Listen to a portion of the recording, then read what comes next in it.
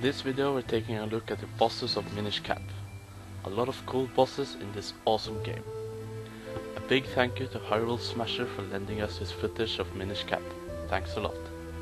So, without further ado, we're the owners of Triforce, I'm owner 2, and this is our top 8 bosses from the Minish Cap.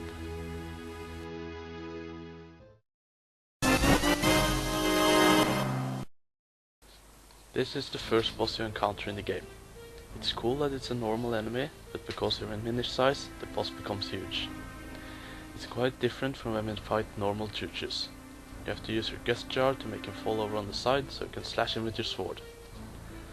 The bad part about this is that there is a mini-boss version of this one in Temple of Droplets, which is harder. Could be something else than a ChuChu, since it actually is a normal ChuChu, it's just that you're smaller than usual. It could have been better if the boss had appeared after you defeated the mini-boss of the dungeon, or after you got the gust jar, instead of just appearing as you enter the boss room. The cutscene which appears when you enter the boss room would be perfect to show after you defeated the mini-boss or got the gust jar.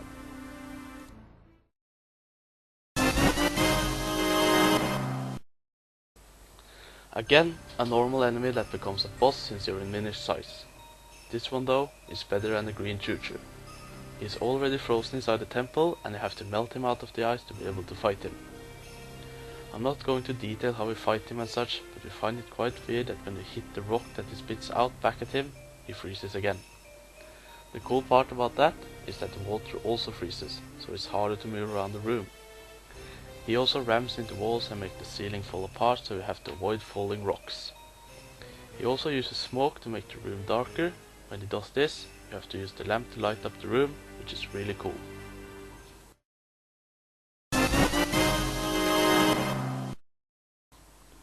Bosses like this have been used before, but they did a great job with Mazaal.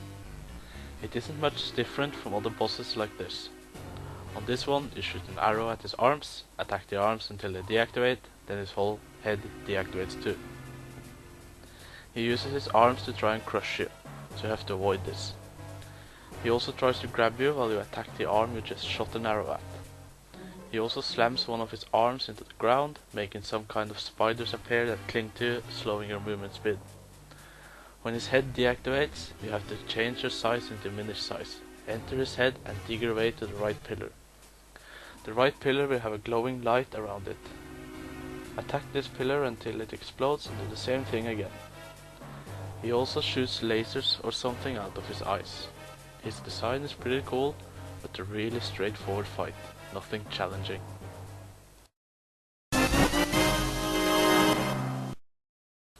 This boss is kinda special, but also quite unique. We like the atmosphere that you're high up in the air and fighting this boss. Also that the background is clouds and little islands, which shows you how high up in the air you actually are. It's a little repetitive. You get on a red manta ray, it splits up and attacks the eyes that pop out, jump onto a blue manta ray, dodge some stuff and do the same thing again. But after some time, when you're on the blue manta ray, you have to dodge different kind of things. Sometimes his tail, and sometimes some small green things pop up which you can either kill or dodge. You also have to dodge some magic balls the blue manta ray spits out while you try to attack the eyes on the red one, which can make it really frustrating when you copy yourself and instantly gets hit by those magic balls. But all in all, a fair fight.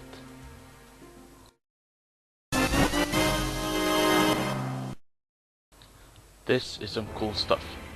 When you defeat Vaati, you have to escape from Dark Hyrule Castle after you rescued Princess Zelda.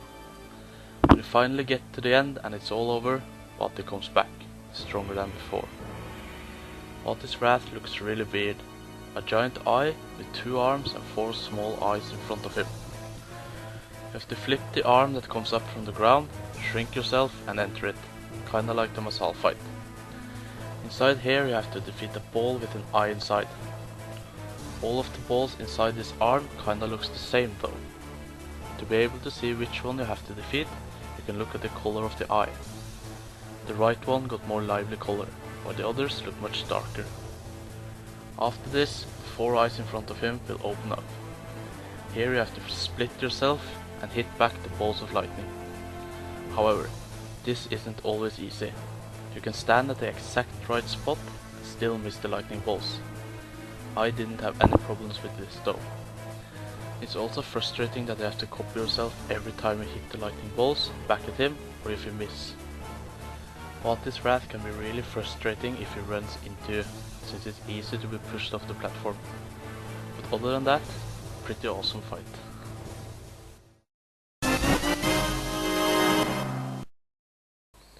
This is the second boss in the game, and it's awesome. He kinda looks like a Pokemon, but other than that, he looks badass. You cannot hurt him before you flip the shell on his back. When you do this, it will hit him and his head will be lowered, so you can walk over his neck and hit the crystal on his back. When you've done this, he will go under the lava and increase the lava level and make rocks fall from the ceiling. This is pretty cool, since it seems like the lava never stops racing. He randomly spits out fire that lands on the floor and stays there until you put it out yourself. If hit by the fire, you will catch on fire and run around really fast. Overall, a really well made second boss.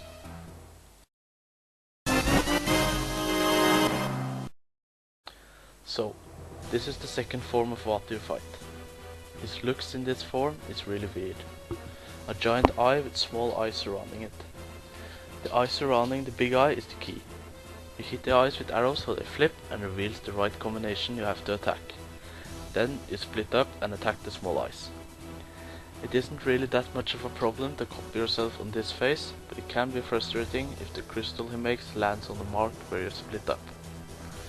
The more you attack him, the faster he moves, which makes it really difficult to hit with arrows, also difficult to split up and not get hit.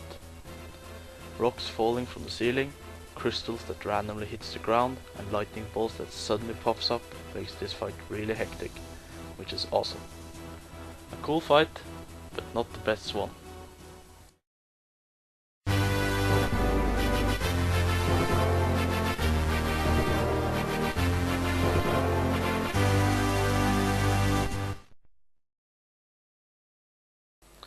This is the coolest phase of Vaati, and it's the first one of them.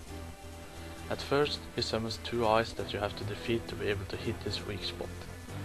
While these are alive, he tends to cast fire spells at you, and if you're hit by these, you catch on fire and start running around in the room. These eyes also shoots out lasers, which is of course cool. The fire that it shoots out can be really annoying since, as I said, makes you run around in the room. When you defeat the eyes floating around him, he tends to start teleporting around the room, which can be really annoying since he can do this a lot. This fight requires a lot of dodging, like dodging fire and lasers. It gives a challenge, but can be annoying at times. The challenge this boss gives you seems a lot cooler and more fair because of his form. It gives you the feeling that you're fighting something really powerful. Oh, if you use too much time killing the eyes floating around him, he absorbs them and creates a black sphere which follows you around. Pretty easy to dodge, but can be dangerous if you get hit by it. So, this fight is pretty awesome and a good introduction to the last boss of this game.